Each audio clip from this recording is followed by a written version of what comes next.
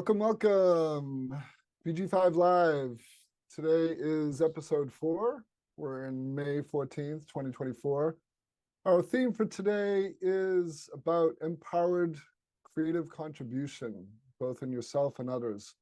So we'll be exploring some interesting themes about how do we express ourselves creatively, how do we empower other people's creativity, and maybe dive into a little bit of a shadow, what gets in the way of our creativity. So before we explore that, and the reason we are talking about creativity today is because Vanessa is going to show us through the transits what's happening and why those themes bring us to creativity. So Vanessa, I'm going to turn it over to you.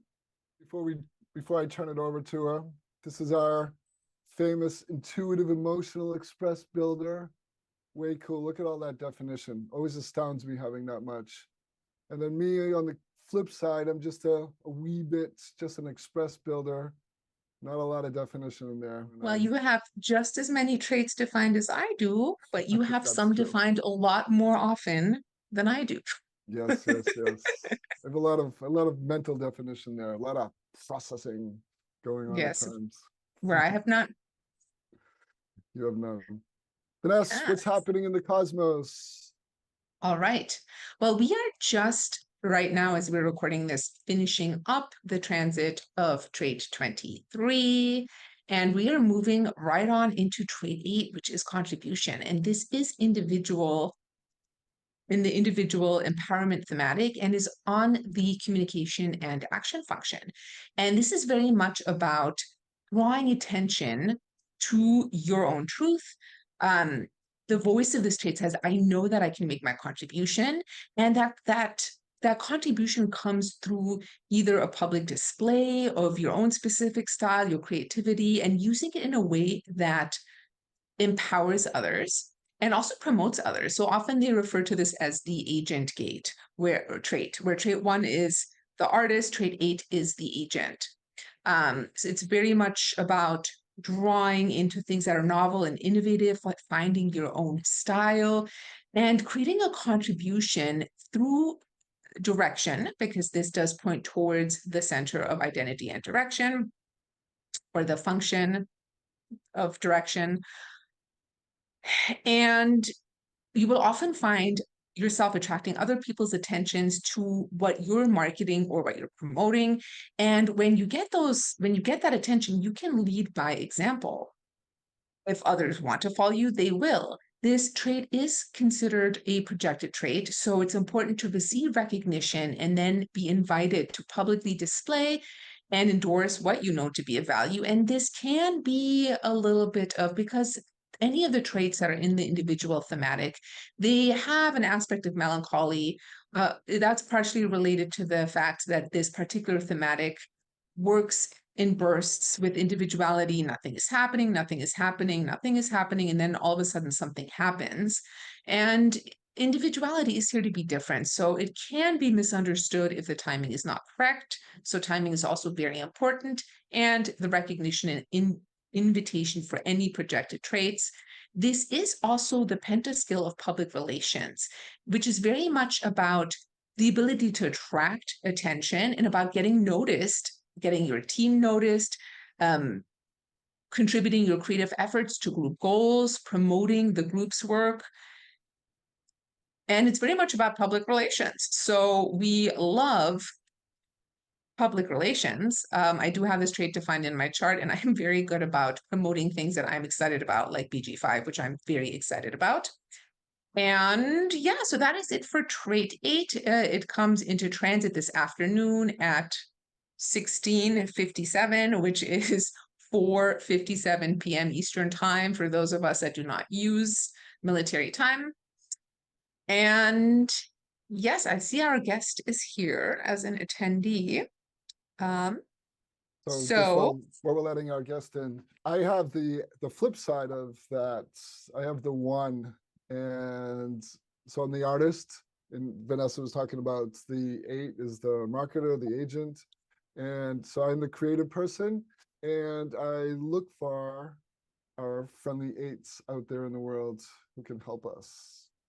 Well, we have that electromagnetic, so I think that's a has worked very well for us. Yes.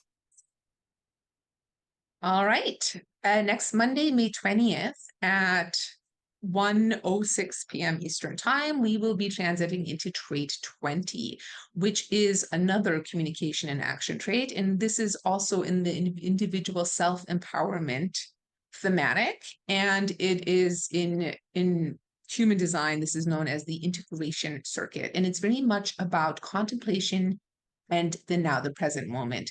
They actually say this is the most existential trait in human design. And it's about where awareness being transformed into action in the present moment with proper timing, expressing your awareness in the present moment. It has mutative self-loving behaviors. And through expressing those, you can influence. Oh, okay, sorry, I had a little computer clip. You can influence and empower others with what you say and do. The timing is important. Again, this is awareness in the now, and when that timing is honored, the awareness can be transformed into words and actions that are very impactful to other people. This can also give a voice to instinctive knowing in the moment. This is a trait. Any of the traits in this particular thematic have a potential to connect to 3 other traits. So this is always fascinating for somebody that doesn't have this trait defined. If you have any of the other traits defined that are in the individual self-empowerment thematic, that does create a strength for you during the time of the transit, which might be very interesting to pay attention to. Being absorbed in the present moment is so important here. It does not consider the past or the future. This is one of the aspects of the individual thematic. And you are very capable of impacting other people around you through your words and your actions. And I know you also have this one in a very significant part of your design. So would love to hear your thoughts on it. So let me bump up to my. We've talked about this theme, this unconscious, having a strength or a trait unconscious. So the 3420, both Vanessa and I have this in common. Both of us have it unconsciously. I talked about this in earlier episodes where it's essentially power expressed through words or actions, but it carries a lot of melancholy. And here's something that, again, we talked about it, I think in the last episode with Sarah, where the 3420 is in the integration circuits, which is the most individualistic strength circuit in design. And so where it shows up for me especially is sensitivity to acoustics, to sound. In my younger, wilder, little rough days, if someone would talk to me in a certain tone of voice, it would bring up certain emotions that were a little, but it also is incredibly creative too. You talked about the pulse, the mutation. I very much recognize that the mutation comes, change happens, and then it sort of begins to retreat. So that expression, I don't feel always in control of it. It just happens. What about you? So it's interesting, but trait 8 and trait 20 are both of my past directions, both conscious and unconscious. So this is the South Node. And it's interesting when I reflect on this and think about how has this shown up for me. Well, I know how it is operating in the now, in the present moment. I am a very acoustic person. I do have a lot of the individual thematic in my chart. I am very sensitive to tone. So that's definitely an experience that I have.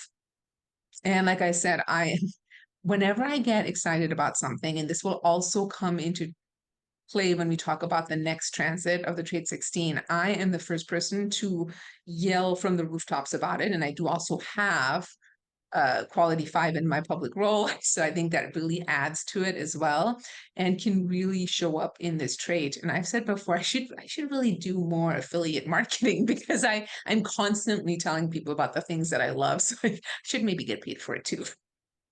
You should. All right, so where are we at now? Trait 16. Yeah. So you and I both have this one, and I have to say this is one of my favorite traits in my design. This will go in transit. The sun will be transiting starting May 29th at 9:37 a.m. Eastern time. And this is all about skills and honing and developing your skills. The voice here says that I experiment with patterns. It is in the logic thematic, and it is expression of this strength with enthusiasm. And I really relate to that enthusiasm because I mean, you know this, Mike, but I get really, really excited about certain things. And it is important for you to identify with the skills in which you are going to dedicate yourself.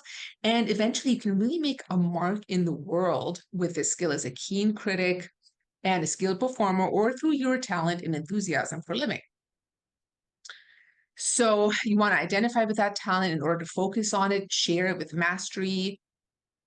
And it requires repeated practice over time in order for the skill to become an art form. So it's very much about the dancer becoming the dance. It is in the logic thematic. This is in the sharing somatic. This is collective, and it's not. It's important not to turn it into yourself. You want to be very careful about becoming too self-critical, and if you've done the practice and you have really invested the time,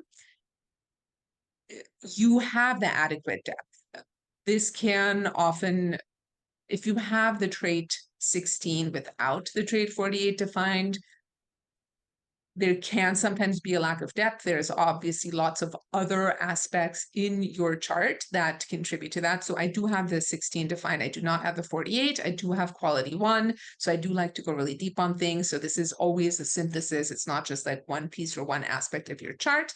And I will also say with this transit, there's another transit currently happening for the next 2 months. It started on Friday, and this is the nodal transit.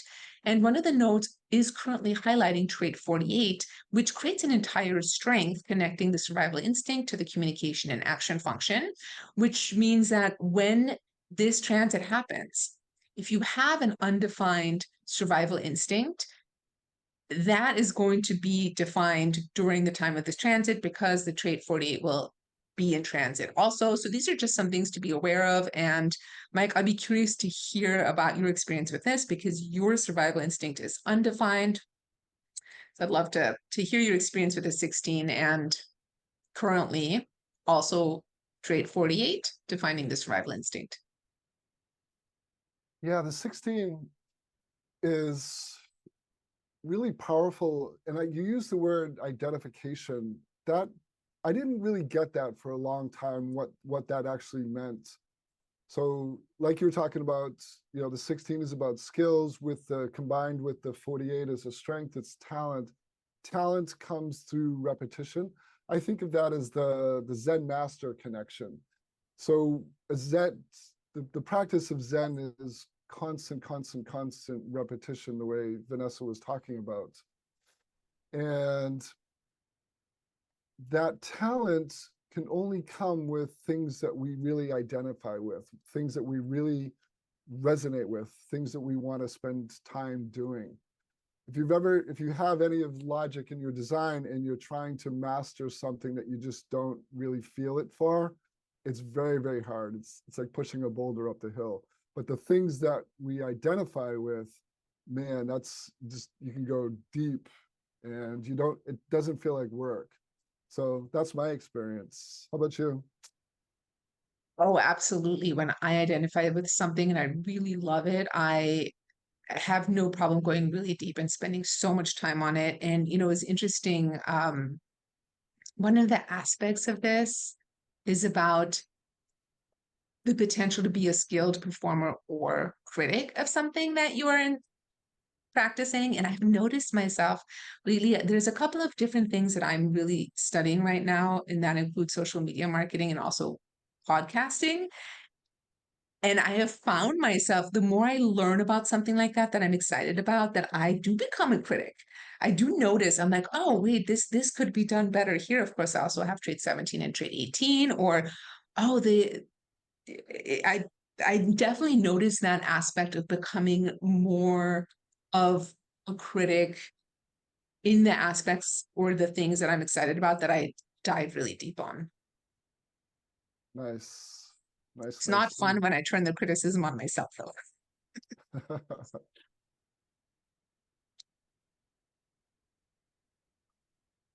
So we're also looking at the 1/8. What can you tell us about this? I could tell you that I do not have this one in my design. I'm super excited that Stephen is here, though, who does have this in his design. So this is the strength of inspiration and about creatively expressing different perspectives through your presence or in a form that can be promoted or displayed. People with this are definitely very unique in their style, I have found. And they really enjoy their uniqueness. And just by doing their own thing and demonstrating what it is to be self-expressed creative individual, it's very empowering to other people because you attract attention and you also give other people permission to explore their own creativity and express their own unique self. There's definitely a lot of courage involved here because people that have this trait defined can be very different and they often stand out from the crowd. They do inspire others to be bold that way also. My partner has this trait and he has two strengths defined, and I very much recognize when he's really expressing this. He's very different, very unique, and very just, not concerned with how other people perceive him in this. This is a projected strength, so creativity is designed to be recognized in order to really make a contribution. And as always, this is in the individual thematic. So correct timing is super important here. The timing comes in a pulse. So there can be an element of melancholy as well when nothing is happening. And I mentioned this last episode as well. When people have any of the strengths that go from identity and direction to communication and action, when they speak, they're speaking from the center of who they are. They're speaking from their most authentic self. They're speaking from the heart. And this can definitely result in a lot of vulnerability and sensitivity to criticism, where there's a potential to shut down if one is criticized for what they say. So it's really important to be aware of that if you have any of these strengths defined, and to continue to express yourself in the right time and to the right people. That's a nice to bring in that level of sensitivity. I hadn't thought about it or actually even heard that before, but it makes such sense if it's coming from the identity and expressing how there's a vulnerability there, especially with the individuality. So we have Stephen. Let me introduce Stephen here. Oh, He's here and he's on camera. Hello, Hey, Stephen. welcome.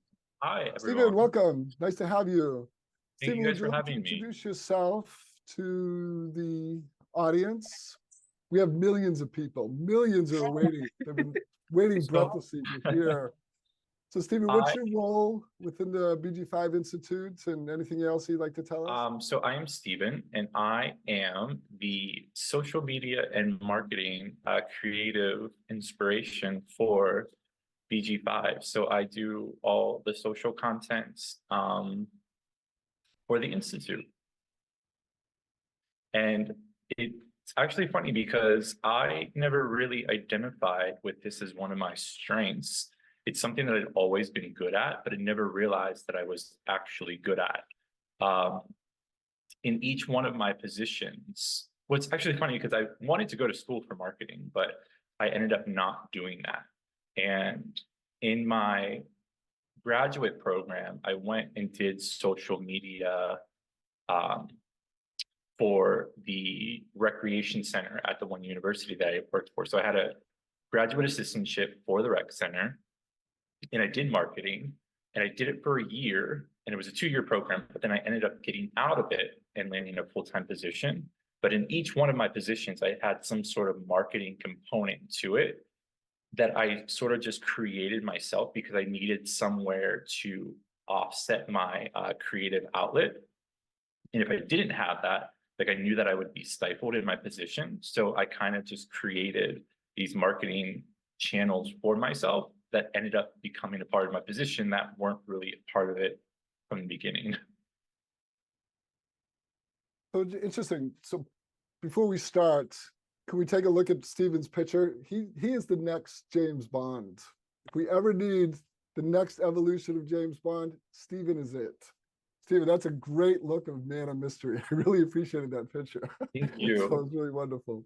Well, it's funny when you say that the 8, it stands out. And for me, I have no other way. Like, I can't help but stand out because I'm 6'2", and not a lot of men average over a 6-foot height. So with this trait, I have no choice but to stand out because people will automatically see me in a crowd because I'm above, most of the average height. So it's funny when you read that, Vanessa. I'm like, oh yeah, I can see that because, as soon as I walk into a place, it's like towering over people. So Steven, we have that in common. I'm actually 6'2" myself. So yeah, this probably shows up in a lot of your pictures. So there's like all these heads, and then there's one head that's way up here. So I know what that's like. yeah. Steven, here's something I'm really interested in about the 1/8. So Vanessa has the 8, I have the 1, but you have the whole. Mhm. So you talked about these creative roles. One of the things I'm interested in is the contrast between being creative yourself versus empowering other people to be creative. Could you talk about that at all? Sure. Like, so my 8 is actually in my conscious and unconscious Jupiter. So the law of protection. So I find it when I'm not being that creative inspiration, and by that, like leading by example, being a role model for people and being like my most authentic self, then our buddy Saturn comes in and knocks me back down a peg or two and makes me, put that into perspective and realize, oh, wait, I was not being who I was supposed to be in authenticity. So then it's like learning that lesson. But really it's being a role model, a mentor for people, to use my experience to help, shift the ways of others. In however that comes across. And for me, there's different interactions that I have with people, especially as a 6'2" public role. Like I know that each person that I come in contact with, that there's going to be some sort of message that's either shared by me or them that's really going to change the direction or just even light a spark in them. So whether it's saying something that sparks a new business idea or it's just that last missing piece to the puzzle that they might need to go out in that new direction. And when you guys were mentioning criticism, it's not only criticism in what I say, but it's also criticism in the work that I present. So I recognized this early on in early on in my career, wherever I would design something and someone would come back with like a minor adjustment or like, oh, can we do it this way? Or how about you make changes here to this? Like I would take that to heart and literally feel like there was something wrong with me, that the work that I put all of my soul, heart, and into this design, and now you want me to change it. So whenever someone would criticize the work, it really wasn't like criticism. It was just, hey, this could be a little bit better this way. I would take that to heart and really just shut down and just not want to finish that project. Yeah, that speaks to that expression from the self, the center of the self.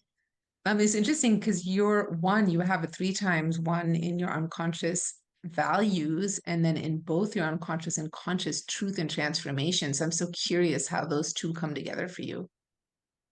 Well, it's definitely been a challenge to have expression, especially owning my own unique expression, which I'm learning about now.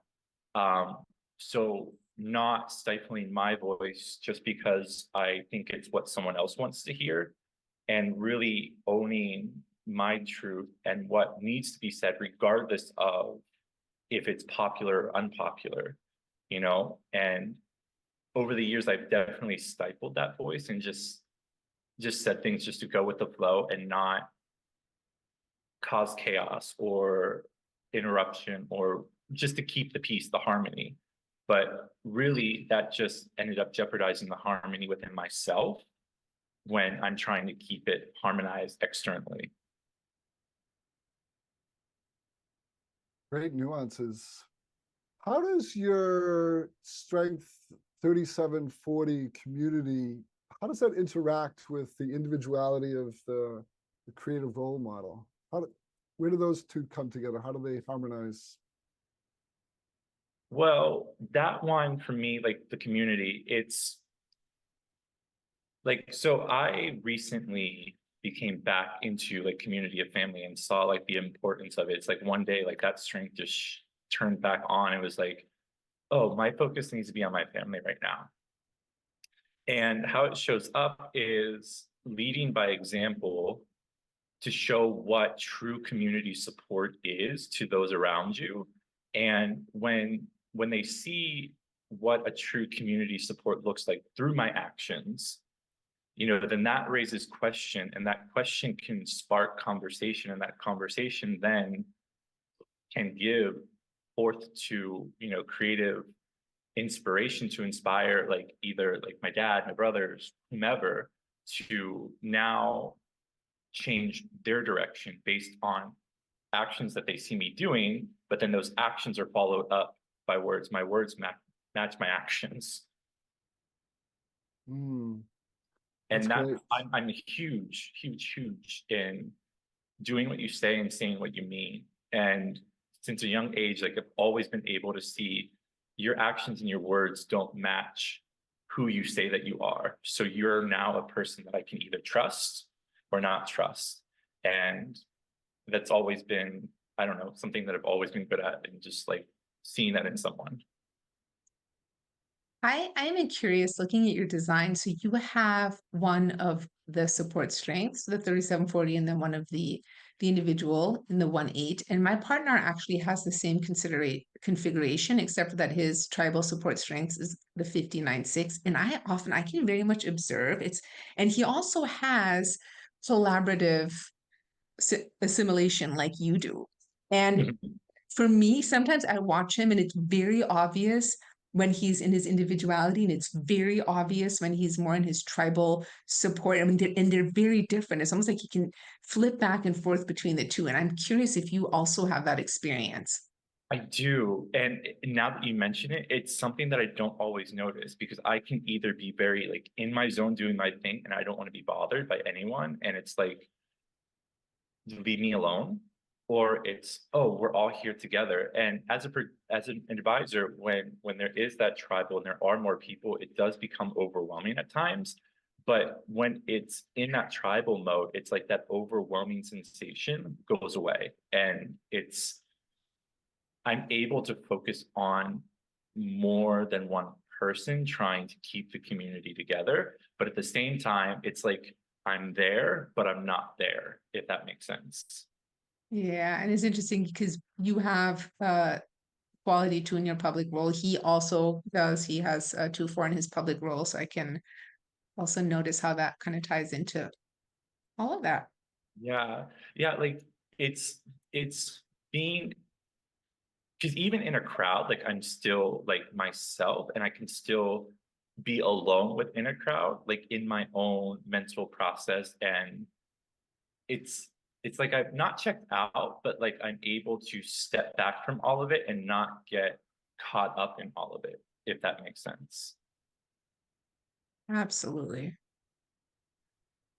So Stephen, as someone who is really about empowering other people's creative process, empowering them to express themselves in a really unique way, is there places that you look in a client's design to understand their creative process?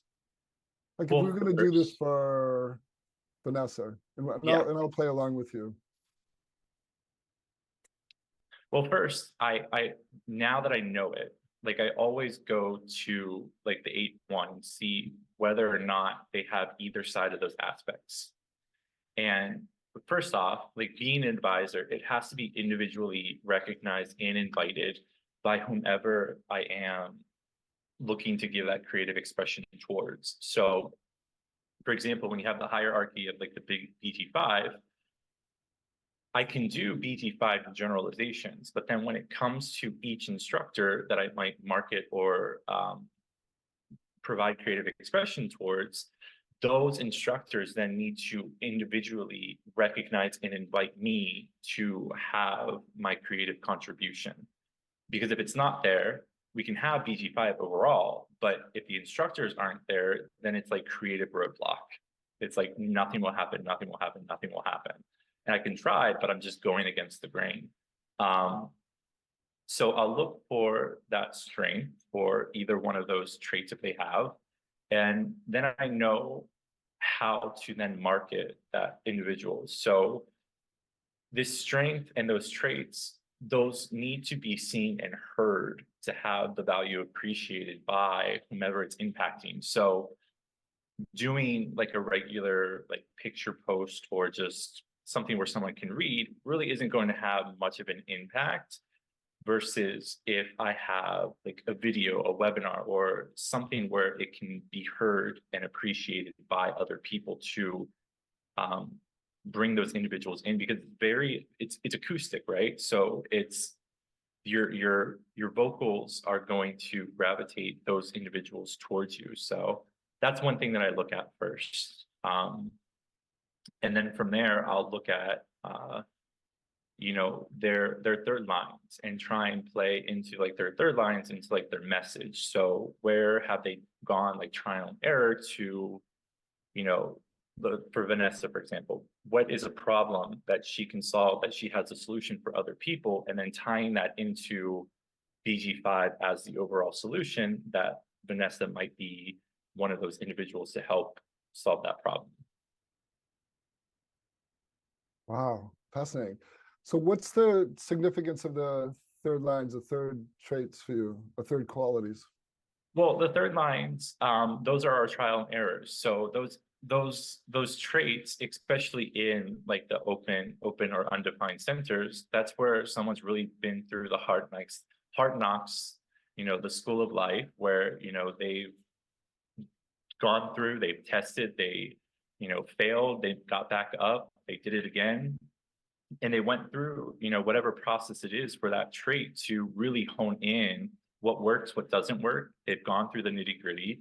They've maybe been beaten up a few times for it, and now they're here to tell you what works and what doesn't work based on their lived experience. So that's really what sticks out to me for the third lines, and where most people can get a benefit from. It's looking to your elders, so to speak, where, hey, I've done this doesn't work. It's probably not good for you to do it that way, and here's why. Nice. Fascinating. I love how you explained that. It's so clear. So with Vanessa, looks like she has 1, 2, 3, 4, 5 third qualities. So this is the place you would look. Yeah. Here, direction. Yeah, those are the places that I would look to like craft her message. And this is overall like who she is and the message that she shares to everyone, that's going to, like, if we keynote it, to really have those words that are going to stand out to people, that even if you just skim read it, it's going to be like that one word that catches your attention, that now you're hooked into Vanessa and who she is. Mm. One of the things I liked that you said a few minutes ago, you were talking about yourself as an advisor and first looking for that connection. And if there's not that connection, that recognition, then it's almost as if your power doesn't get activated, your skills, your strengths. Right. Well, the other side to that too is it won't get activated, and I can sit there in like a creative fog, and it's also in the mood too. So because it's melancholy, I have to be in the mood to do it. If I'm not in the mood, then that's not going to serve anyone any good. So that's one aspect. But the other aspect is it has to be something or someone who has a foundation already started, right? So I can't take a brand new business, a brand new person, and try and, you know, not necessarily over promise and under deliver. That's one thing that I can't do. So as long as expectations are set, like I'm not going to be someone who can do X, Y, and Z. Like this is very much, you have a foundation and I'm coming in to add to whatever you have, not start from ground level and go up with no foundation to it, if that makes sense. Yeah, it's almost, you didn't say these words, but I can't carry you. You're saying Exactly. you have to have something, and then you get the energy, you got the will, Right. the strength to go the next level. Yeah, as long as all that weight of the world doesn't feel like it's on my shoulder, then it's smooth sailing. But there has to be that that partnership, that we're in this together, and you know that all the expectations aren't going to be placed on, oh well, you know, there wasn't X deliverables on, you know, social media followers, you know, sales, what have you. It's still all a trial and error process, but not solely relied on the creative expression to be the backbone of, you know, the business. You know, it's interesting. We're looking at the transits through the lens of creativity, and you're explaining your process. But I also feel as if you're giving us a mini case study on what it is the relationship that advisors have with other people. You've shared so much that is really fascinating, and that you're really pulling out, you're really empowering other people, but they have to do the work. And you feel really clear about that? The one thing that just came to mind is it's like coloring, where like I remember doing this when I was young, and that was outlining everything that I wanted to color in with a certain color. And then you go in and then you actually color in the picture, and then you have what went from black to white to now this colorful creative picture that it wasn't that before you were finished with it. So that's how I view this creative expression. You have your black and white picture as the base of your business, and here I'm coming in to add the color, the life, the visual aspects that are going to bring people to you. That is great. That's such a powerful metaphor. I love it. Yeah, I love that too. My 56 is all over it. Yeah. Hmm. And I love Vanessa, coloring when I was a kid. What's that? I said, and I loved coloring as a kid. That was like my outlet to kind of like off-gas some of my creativity. And I never realized, you know, that just being able to color, like it always stood out to teachers. And that was like another way that like this individuality would show up and wanted to stand out. Like it wanted to be different from everyone else. Even with writing, like I remember I wanted my handwriting to be so different, so unique from everyone else that you can look at a paper and know that it was mine. So that's another way that I can see that like showing up like from a young age. And it hated being compared to others, and it still does. I hear you on that. I do not like the comparisons either. Yeah. What's interesting too is with the 8-1, when you have other people on your team that either have the full strength as you do or different sides of the traits, it's now you need to know that in order to compromise your individual expression and creativity. So I might have an idea for one thing, but it might not serve like someone else's like creative expression. So it's knowing when and where to compromise, to where like if that happened years ago, like I would take that as like a complete criticism shut down, and then, you know, might cause chaos within like the working dynamics. But now it's like, okay, I can compromise that piece oops, sorry, myself for the overall benefit of the group. Stephen, what are some of your biggest challenges in the creative process, either for yourself through self-expression or empowering other people to be creative? The biggest challenge is when I think of what I want to say. That's a huge challenge. Like I've noticed when there's some thoughts too, right? Because I have a collaborative assimilation. So what I want to say and how to phrase it, because I know that words have like a huge impact on people. So I'm always mindful of the words I choose, but sometimes there hasn't been that complete flow of energy for me to fully understand what it is that I'm feeling. So when I'm in those moments, not persisting and going against the resistance, and rather being able to step back and be like, you know what, let me sit on that, because I'm not sure how I truly feel about this in the moment.